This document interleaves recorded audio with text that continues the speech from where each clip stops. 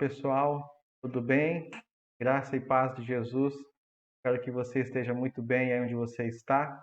Nós estamos na nossa 12ª aula da Escola Bíblica Dominical, em que estamos estudando o Sermão do Monte de Jesus, os seus ensinamentos para hoje. Quais são os ensinamentos de Jesus para nós hoje? De que forma nós podemos aplicar aquilo que Jesus ensina para os seus discípulos na nossa vida hoje? Ok? Então vamos para o nosso texto da aula de número 12. O texto base está lá em Mateus capítulo 7, verso 13 a 20. E a gente vai ler aqui os versos como de praxe a gente faz. Entrem pela porta estreita, porque larga é a porta e espaçoso é o caminho que conduz para a perdição. São muitos os que entram por ela. Estreita é a porta e apertado é o caminho que conduz para a vida. São poucos os que o encontram. Cuidado com os falsos profetas que se apresentam a vocês disfarçados de ovelhas, mas por dentro são lobos vorazes. Pelos seus frutos vocês os conhecerão. Por acaso se colhem uvas de espinheiros ou figos de ervas daninhas? Assim, toda árvore boa produz frutos bons, porém a árvore má produz frutos maus. A árvore boa não pode produzir frutos maus, e a árvore má não pode produzir frutos bons. Toda árvore que não produz bom fruto é cortada e jogada no fogo. Assim, pois, pelos seus frutos vocês os conhecerão.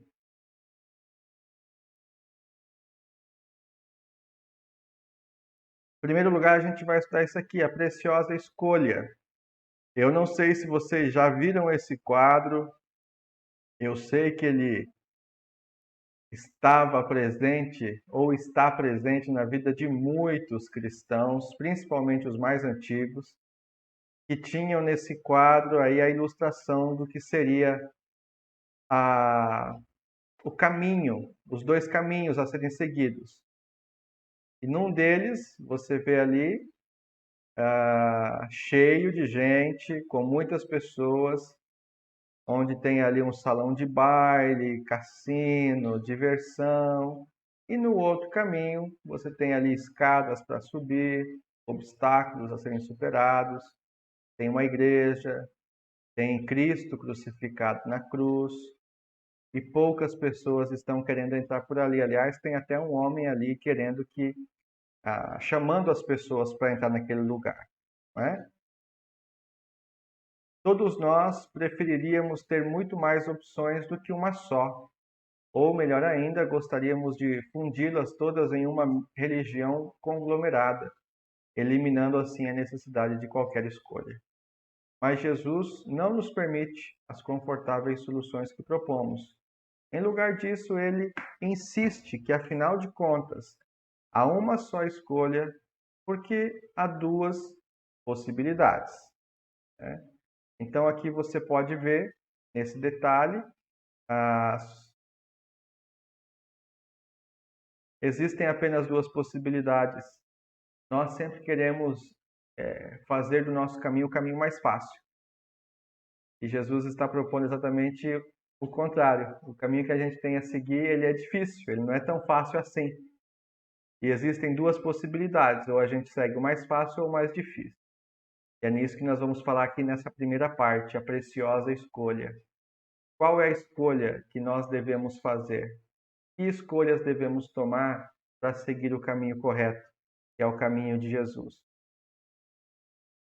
Em toda a Bíblia fica evidente que diante da revelação da vontade de Deus, o receptor da mensagem terá de assumir uma decisão. Tem duas opções aí: de acolhimento, compromisso, ou de rejeição e repúdio à vontade de Deus. Acolhe e se compromete, ou rejeita, deixa para lá a vontade de Deus. Esses são os dois caminhos que a gente pode seguir, certo? E aqui nós iremos falar sobre isso. Fica evidente em todo o discurso do sermão que as propostas não são tão fáceis de cumprir. Não porque sejam demasiadamente complicadas, mas exatamente por serem tão humanas e simples. O Evangelho ele não é complicado, é simples. Mas nessa simplicidade existe algo que é uma busca interna de transformação contínua, de negação do eu. O Evangelho de Jesus é simples. Ame a Deus, ame o próximo, me reconheça como Senhor da sua vida. Não é difícil. A questão principal é que nessa simplicidade nós nos inquietamos porque, como seres humanos, nós temos muita dificuldade em sermos aquilo que Jesus pede para sermos. Né? Não porque sejam demasiadamente complicadas, mas exatamente por serem tão humanas e simples. Nós precisamos ser humanos e precisamos ser simples. A primeira coisa que acontece aí, o primeiro detalhe do texto, é que existem dois caminhos. Este conceito já se encontra no Antigo Testamento. O Salmo 1 contrasta o caminho dos justos, que se deleitam na lei de Deus, dão frutos e prosperam, com o caminho dos ímpios, que são levados como a palha pelo vento e perecem. Agora Jesus complementa essa figura, ou seja, desde o Antigo Testamento já se falam que existem caminhos distintos a serem seguidos. Um caminho do justo e um caminho do ímpio. E agora Jesus vai complementar e vai falar um pouco mais sobre essa figura. Este conceito, um dos caminhos, deixa eu só organizar aqui. Um dos caminhos é fácil. A palavra significa largo, espaçoso e confortável. E alguns manuscritos combinam essas imagens e chamam este caminho de largo e confortável. Há muito lugar nele, nesse caminho que é fácil, obviamente, para a diversidade de opiniões e frouxidão moral. É o caminho da tolerância e da permissividade. Não tem freios nem limites de pensamento ou de conduta. Esse caminho fácil, ainda continuando, diz assim: os viajantes deste caminho seguem as suas próprias inclinações, isto é, os desejos do coração humano e sua degradação. Superficialidade, egoísmo, hipocrisia, religião mecânica, falsa ambição, condenação, estas coisas não precisam ser aprendidas ou cultivadas. É preciso esforço para lhes resistir. Nenhum esforço é necessário para praticá-las. Nós estamos falando aqui para vocês sobre este tipo de caminho que é possível seguir, este caminho que é fácil de ser seguido. Não, a gente não precisa de esforço nenhum. É só deixar a onda nos levar e pronto. É fácil e tranquilo. O outro caminho é difícil. Seus limites estão claramente demarcados. Jesus diz muito bem acerca disso. Como é ser cristão? Por que você tem que ser diferente? Quais são as características desse cristão? Sua estreiteza se deve a uma coisa chamada revelação divina, que restringe os peregrinos às fronteiras do que Deus tem revelado nas Escrituras como bom e verdadeiro. O crivo é o crivo da palavra, os ensinamentos de Jesus, né? Isso é bem tranquilo da gente lidar, certo? Num certo sentido, é difícil, mas em outro sentido, como Crisóstomo destacou há séculos atrás, o caminho difícil e estreito de Cristo também deve ser acolhido como jugo suave e fardo leve. Nós somos os teimosos. Nós somos os que querem tornar este caminho fácil de Jesus difícil, porque Jesus disse que o fardo dele é leve. O jugo é suave. As leis, o obedecer a Cristo é suave e leve. mas a gente transforma isso em algo pesado e difícil, e não deveria acontecer. Seus ensinamentos são leves. O seguir a Jesus gracioso deveria ser pelo menos algo leve para nós. Em segundo lugar, há duas portas. A porta que leva ao caminho fácil, ela é larga, pois é só uma questão de tomar o caminho fácil. Evidentemente, não há limites para a bagagem que podemos levar conosco. Não precisamos deixar nada para trás, nem mesmo nossos pecados, a justiça própria ou o orgulho. Aqui a gente vê que esta porta larga, ela permite que qualquer pessoa entre, não exige de nós uma reconsideração daquilo que nós fazemos, o nosso orgulho, a nossa própria justiça devem ser reavaliadas, os nossos pecados devem ser confessados. Isso, a porta larga, ela não exige de nós, não exige. A porta que leva ao caminho difícil, por outro lado, é estreita. É preciso procurar para encontrá-la. Fácil errar, é difícil entrar por ela. Como Jesus disse em outra ocasião, é estreita como o buraco de uma agulha. Além disso, a fim de entrar por ela, temos de deixar tudo para trás. O pecado, a ambição egoísta, a cobiça e até mesmo, se for necessário, a família e os amigos, pois ninguém pode seguir a Cristo sem antes negar-se a si mesmo. Para seguir por esta porta estreita, a gente precisa deixar muitas coisas para trás. Se for necessário, até mesmo a nossa família, a nossa casa. É um caminho de abnegação, de recusa ao eu próprio em favor do próximo. Quem quer fazer isso? Quem quer deixar isso para trás?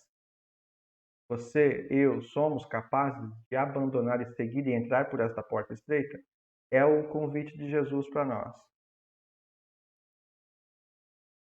A entrada também é uma barreira de pedágio. É preciso que as pessoas entrem uma a uma.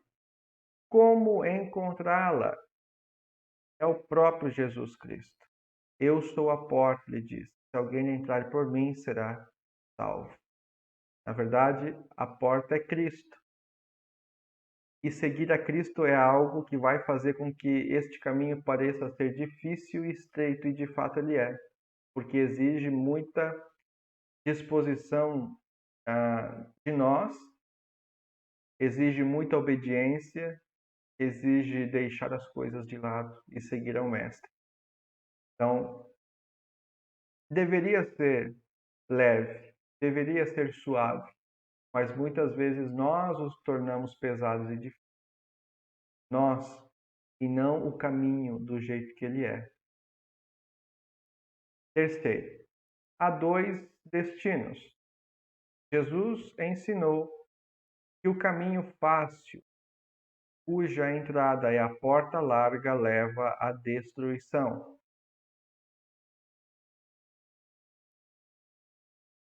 Por outro lado, o caminho difícil, ao qual se chega pela porta estreita, leva à vida, exatamente a vida eterna que Jesus explicou em termos de comunhão com Deus.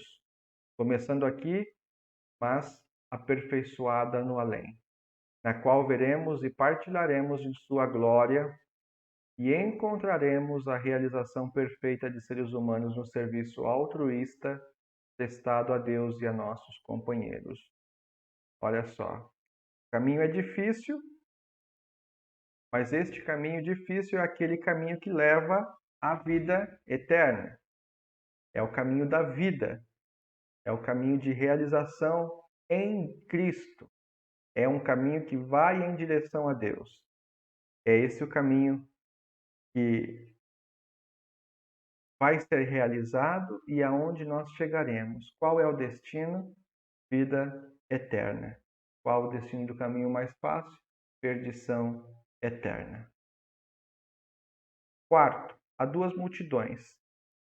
Entrando pela porta larga e viajando pelo caminho espaçoso que leva à destruição, há muitos O caminho largo e fácil é um lugar de muita atividade, frequentado por pedestres de todo tipo. Você viu lá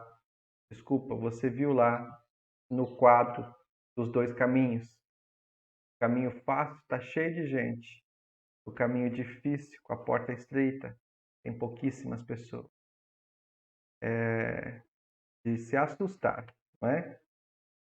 O caminho estreito e difícil que leva à vida, entretanto, parece ser comparativamente mais deserto. É um caminho de poucas pessoas, é um caminho da minoria, não é? São poucos os que acertam.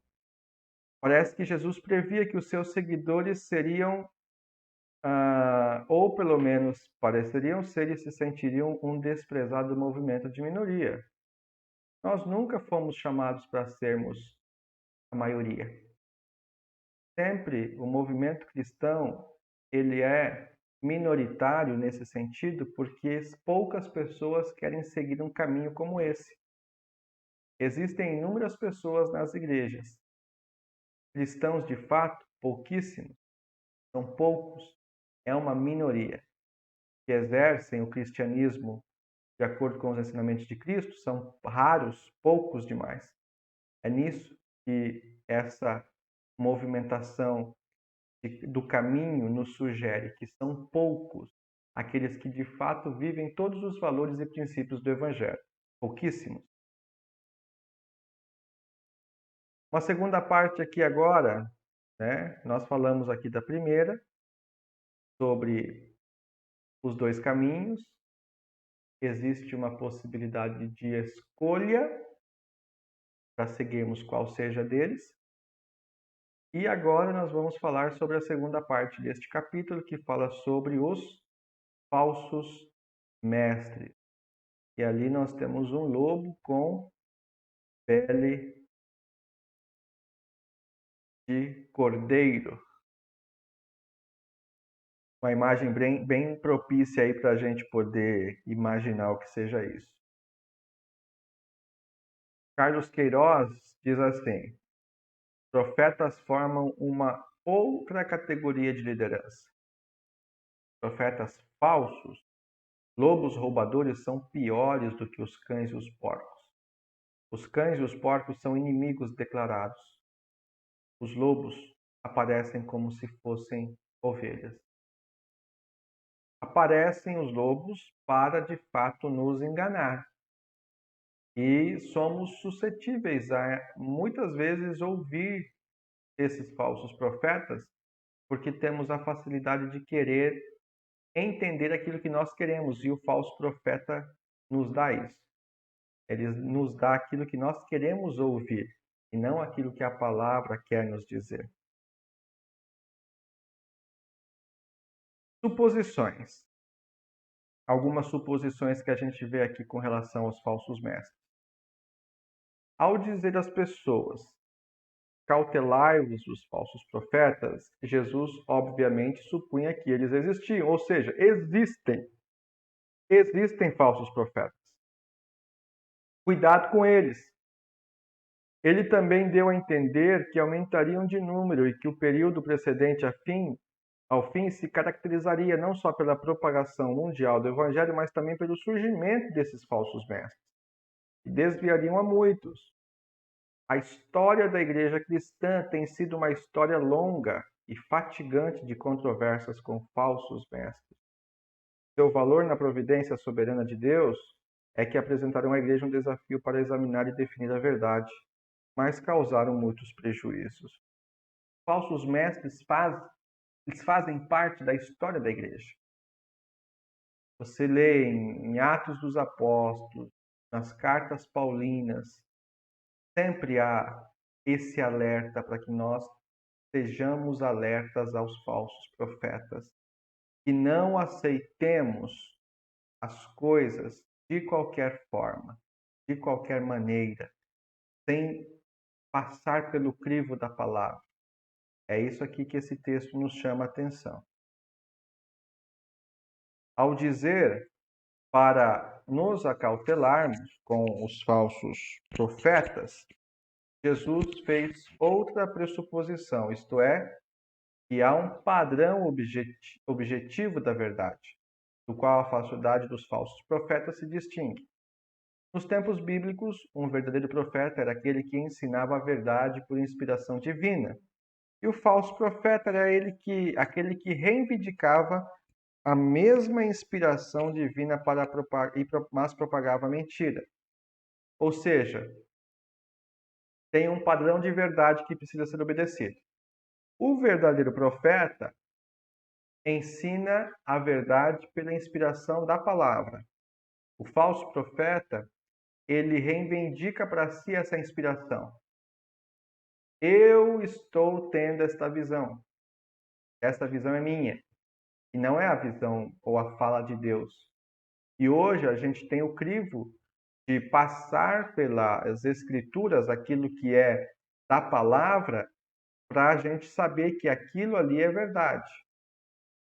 Por isso que a gente tem que prestar atenção nos discursos que chegam e as pregações que são realizadas. Tem base bíblica? Isso vem de Deus? Não vem? Cuidado com os falsos profetas. Letra B, segundo lugar aí, algumas advertências, né? Olha lá. Pseudo-profetas são perigosos e mentirosos. Seu perigo é que na realidade são lobos. Os lobos, pois, penetram sorrateiramente no rebanho, disfarçados de ovelha. Como resultado, as ovelhas incautas os confundem com outras ovelhas e os recebem com boas-vindas, nada suspeitando.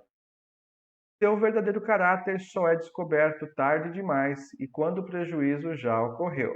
Olha só, essa é a advertência. Cuidado porque parece ser uma ovelha, porque parece ser verdade, mas não é. Cuidado com isso, tome atenção. E normalmente quando é descoberto, o estrago já foi feito, já foi completamente, causou prejuízo demais já completamente. Algumas provas dos falsos mestres ou dos verdadeiros mestres. Quem é falso apresenta alguns tipos de comportamento e quem é o verdadeiro tem algumas provas para dizer que é verdadeiro. Vamos lá então. Nenhuma árvore pode esconder a sua identidade por muito tempo. Mais cedo ou mais tarde, ela se trai pelo seu fruto. A primeira espécie de fruto pelo qual os falsos profetas, revelam a sua verdadeira identidade está no campo do caráter e da conduta.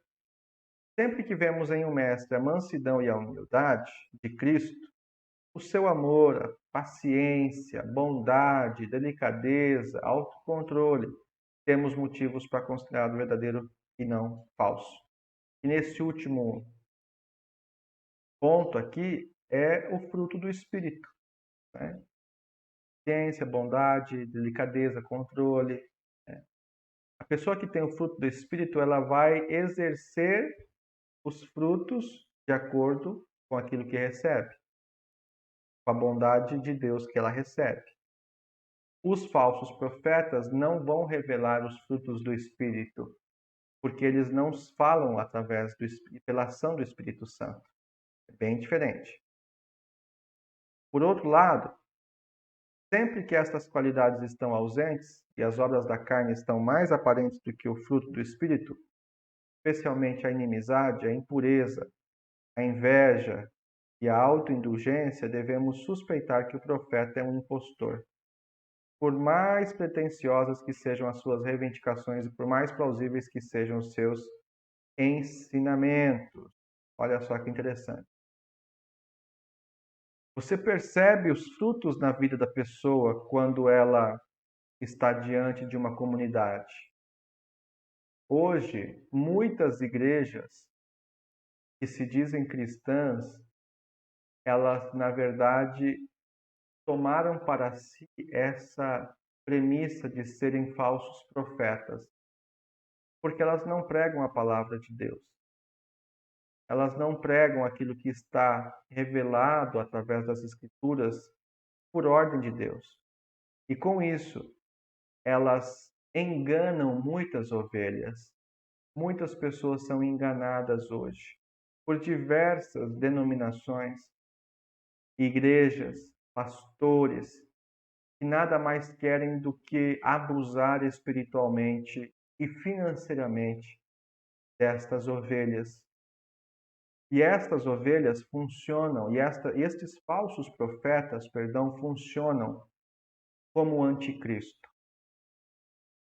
E eu vou te dizer o porquê. Porque estas igrejas que pregam a teologia da prosperidade, por exemplo, onde dizem que existe um Deus que pode trazer felicidade ao dar prosperidade financeira, elas enganam as ovelhas. Só que estas ovelhas, estes irmãos e irmãs com o coração todo sincero diante de Deus, quando se deparam com esse tipo de situação, eles não se revoltam com o pastor, eles não se revoltam com a igreja quando seus pedidos não são atendidos, mas elas se revoltam contra o próprio Deus. Vendem a casa esperando comprar 2 casas, vendem um carro esperando comprar ou ter uma melhora financeira em algum momento. E quando elas não recebem aquilo que o pastor diz que elas receberiam, elas se revoltam contra Deus. São igrejas que trabalham como anticristo, porque ao invés de agregarem essas pessoas ao corpo de Cristo, as afastam. E essas pessoas saem feridas e machucadas, porque pensam que o Deus das Escrituras é o mesmo Deus que estes falsos profetas propagam. E a gente sabe que isso não é verdade, né? Muito cuidado com os falsos profetas que estão em diversas igrejas, das comunidades, das instituições. Muito cuidado com isso.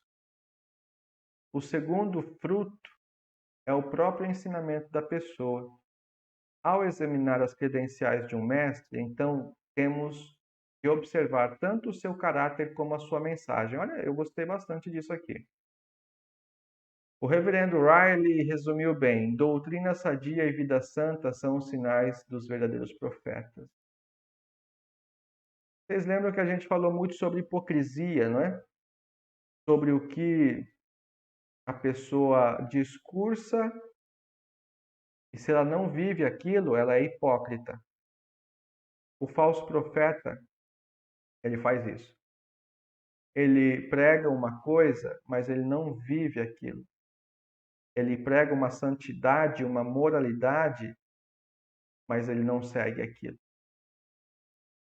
Esse é o falso profeta, porque o profeta verdadeiro, ele tem as marcas das transformações que Cristo faz na sua vida. Vida santa, doutrina sadia. Doutrina sadia, teologia boa, uma teologia reformada aqui para nós no caso, que sempre envolve o outro, que sempre envolve o coletivo e não o individual. Porque o falso profeta acredita que se eu estiver bem, e ele estiver bem, basta. Teologia reformada, teologia bíblica, doutrina sadia, sempre nos leva em direção ao outro. E sempre nos leva em direção a nós. Sempre nos leva em direção a Deus. Quando isso não é feito e não é realizado, o que acontece? Aparece o falso profeta, não é? Aparece o falso profeta. E aqui, indo já para o final com vocês, esse nosso trecho da aula de hoje é um trecho um pouquinho mais curto, porque o assunto é mais curto, o texto é mais curto, e nas divisões que são realizadas do Sermão do Monte aparecem dessa forma. Esse trecho aqui é um pouquinho mais curto para a gente estudar. E diz assim: como o viajante no caminho difícil e estreito, desfruta da comunhão com os companheiros de peregrinação e mantém os olhos no alvo da vida. Como defensor da verdade revelada de Deus, dá atenção à advertência de Cristo de acautelar-se dos falsos mestres que poderiam pervertê-lo e assim prejudicar o rebanho de Cristo. Nós falamos sobre isso hoje. Existem os dois caminhos. Caminho fácil, caminho estreito, caminho fácil, caminho difícil, porta estreita, porta larga, dois destinos. Através do caminho difícil, com a porta estreita, nós vamos em direção à vida. Com o caminho fácil, de porta larga, nós vamos em direção à morte. A escolha precisa ser fundamentada em uma única pessoa, que é Cristo. É o caminho dele, dos ensinamentos dele.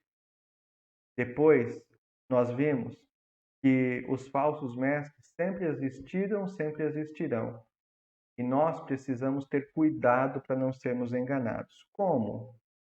Através do ensino sadio das Escrituras. Como nós vamos perceber que são falsos mestres? Seus frutos, eles não têm os frutos do Espírito e por isso não podem recolher frutos do Espírito. Nós vamos ter e saber que são falsos profetas através da sua vida. O falso profeta ele não mantém uma vida santa, porque ele não consegue, ele não está agindo através da ação do Espírito, ele está agindo através da sua própria carne, e ele vai desenvolver, portanto, os frutos da carne. Para ter cuidado e reconhecer um falso profeta, a gente precisa estar firme na fé e dentro de uma estrutura que nos possibilite o estudo das Escrituras. Olha só que interessante. Precisamos nos atentar e estarmos firmes para não sermos enganados. Ok? Finalizamos a nossa aula de hoje e na próxima aula nós iremos estudar aqui o compromisso cristão com uma escolha radical, já indo para o final aí dos nossos estudos. Espero que você esteja gostando e tenha aprendido, absorvido bastante deste nosso estudo do dia de hoje. Forte abraço e Deus te abençoe. Até a próxima. Até mais.